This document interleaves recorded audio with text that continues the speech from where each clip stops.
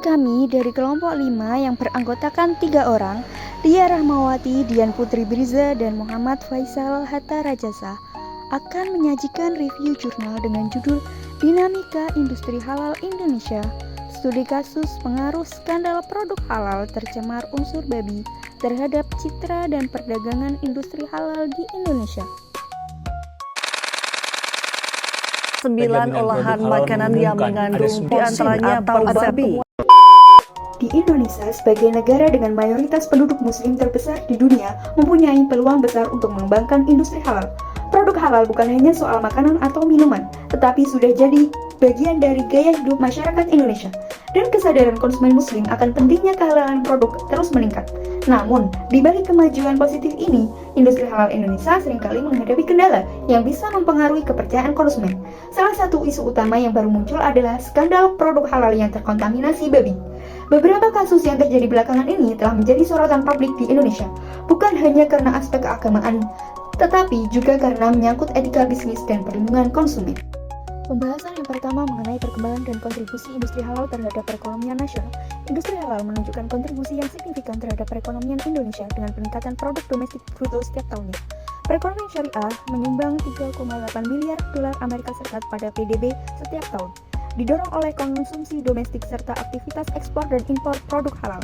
Nah, potensi besar industri halal di Indonesia didukung oleh populasi muslim yang besar, terlihat dari sektor makanan halal, keuangan syariah, wisata halal, dan budaya busana muslim.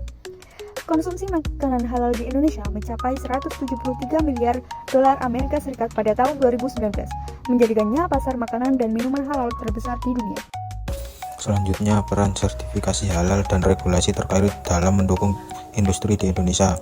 Pemberlakuan sertifikasi bertujuan untuk meyakinkan masyarakat bahwa makanan yang mereka konsumsi sudah sesuai dengan standar kualitas yang ditetapkan, tanpa mengesampingkan kewajiban pelaku usaha untuk mematuhi regulasi yang berlaku.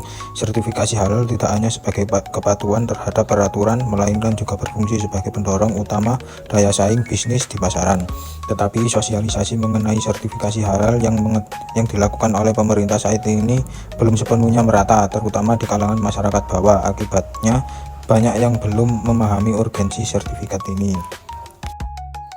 Selanjutnya, pengaruh skandal produk halal tercemar unsur babi terhadap citra dan perdagangan industri halal di Indonesia. Belum lama ini, Indonesia dihebohkan oleh skandal produk halal yang tercemar unsur babi.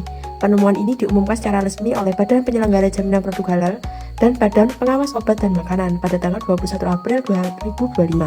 Berbagai jenis produk bermasalah tersebut tersebar di pasar nasional, termasuk beberapa produk impor dari Tiongkok dan Filipina.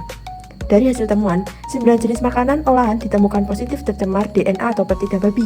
Yang mengejutkan, 7 diantaranya telah memiliki sertifikat halal dan 2 diantaranya memang diketahui belum memiliki sertifikat halal.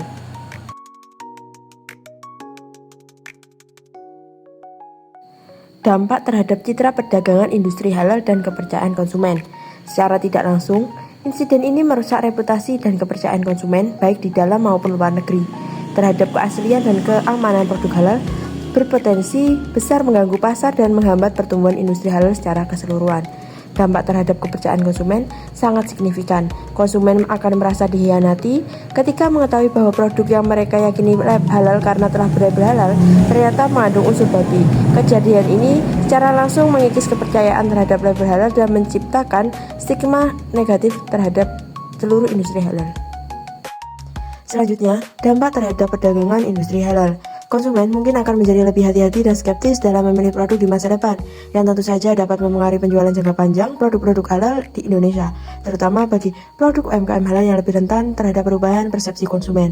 Kedua, penarikan produk yang telah bersertifikat halal namun terbukti mengandung unsur babi dari peredaran juga dapat mengakibatkan kerugian finansial bagi produsen, distributor, dan pengecer.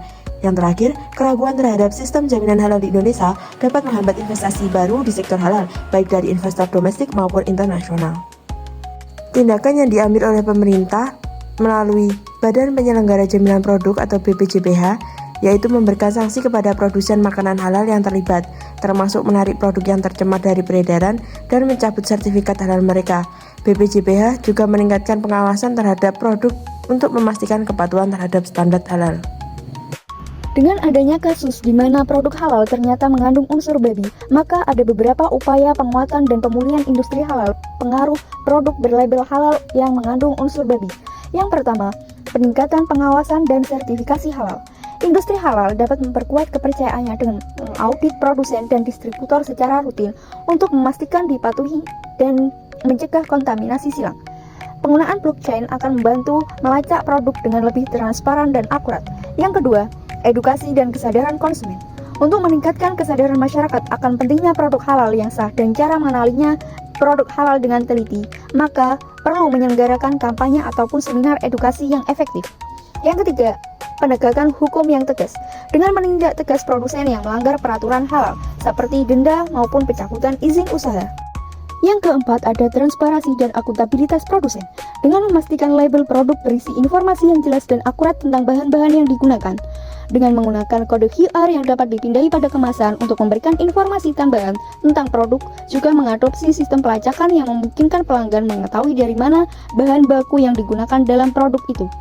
Yang kelima, inovasi dan pengembangan produk halal. Dengan memfasilitasi riset untuk menciptakan produk halal berkualitas tinggi yang kompetitif di pasar global. Yang terakhir, kerjasama internasional dengan organisasi internasional untuk mengembangkan standar halal yang diakui secara internasional, supaya dapat mengikuti perkembangan kebijakan dan peraturan halal di negara yang juga meningkatkan persaingan produk halal domestik.